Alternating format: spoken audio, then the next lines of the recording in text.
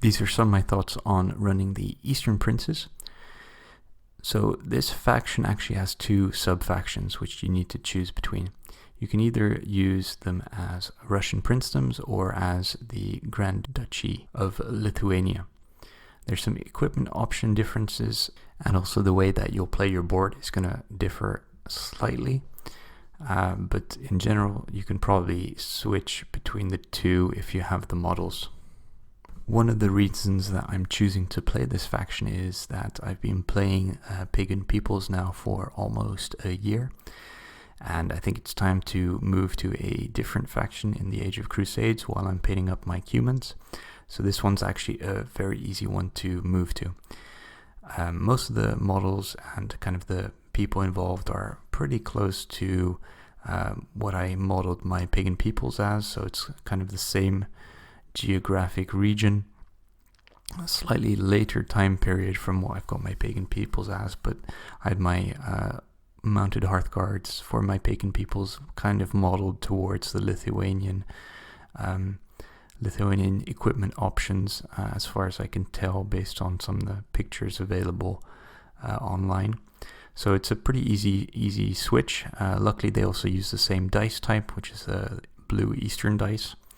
So it's a very easy way of switching between warbands. That's one of the great things of Saga, where you can just paint up one warband and you can use them for multiple factions. Let's start off with the equipment options for the Eastern Princes in general. Your Warlord is mounted. Your Hearthguard are mounted. In the case of Lithuanians, you have to take mounted Hearthguard with javelins. Your warriors either have no special equipment, or in the case of the Lithuanians, they can take heavy weapons. The levies can either take bows or crossbows, and they can only take crossbows if you take the Russian princedom variety. Finally, there's a very interesting unit choice called the war wagon, or just the wagon, and we'll get to that one a little bit later on. Right now we're just going to focus on the Lithuanian variant, since that's the one I'm planning on playing.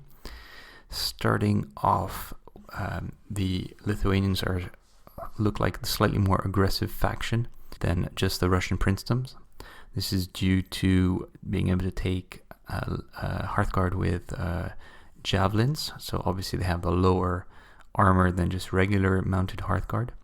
You can also take warriors with heavy weapons, if you choose, and then finally your levies only have bows, so that's a little bit of a downside there, but I think the other options make up for that. I also think taking a war wagon with the Lithuanians is definitely interesting, since your units are naturally more fragile, since you have lower armor both on your Hearthguard and your warriors if you choose to take the heavy weapons. So it's nice to have a unit that can soak up damage. In the recent FAQ, the wagon has become a lot more powerful actually. So some of the changes are that it gets both it generates a Saga dice, and the armor is increased from 5 to 6. It is still 4 when you're shooting against it. However, it also gained the determination special rule. So not only do you get a extra dice, you also get a unit that can kind of take care of itself. So some of the special rules: it has aggression of 4 in melee and shooting, has improvised projectiles, resilience 2, it's unarmed, and it's counting as a mounted unit. The final rule is that no enemy unit can charge any other unit except for the wagon if they can charge the wagon. So basically it works a lot like the Warlord's Pride special rule for Warlords. This is exceptionally good at kind of ruining your opponent's plans, and it's also very useful since taking the Lithuanians means a lot of the units are actually quite fragile, so you really don't want to be charged, and redirecting people into a unit with armor 6 and resilience 2 is definitely the better option. Moving on to the battle board itself, it seems to be a jack of all trades board, not excelling in any particular area. So things that I'm looking out for are some nice orders reactions abilities. So these are always fun because they cause problems in your opponent's turn.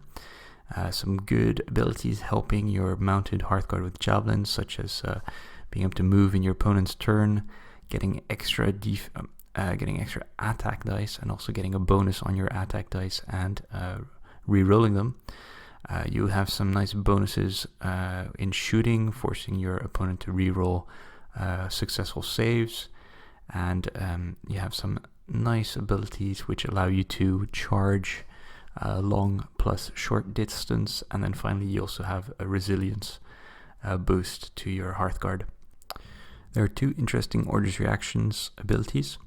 So the first is called Hesitation. You choose a ability on your opponent's board, and if they decide to trigger it, at the end of their turn you get to take 2 of your active Saga dice and place them on your battle board, showing the face of your choice.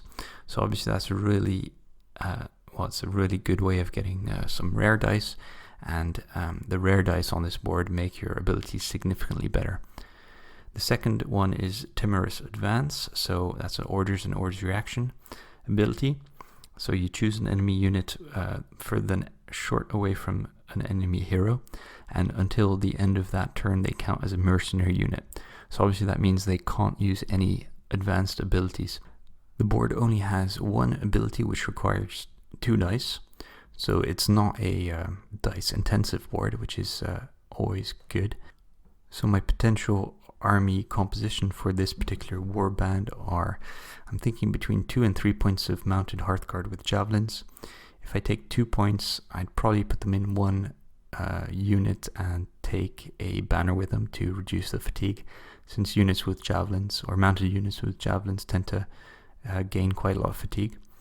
I would probably take 2 points of warriors, at least 1 point of those having the heavy weapons. I would definitely take the war wagon to soak up any damage, and I would probably just take 1 unit of levy with bows. Those are my initial thoughts for the warband for now. I'm going to try and get a few games in and report back on how that went. Sorry for the recycling of pictures, but I really haven't had time to paint much at the moment, and I'm working on my Cumans, so I'm kind of stuck with the photos I have of my pagan peoples, which I'll be repurposing for the Eastern Princes. Thanks a lot, and I'll speak to you soon.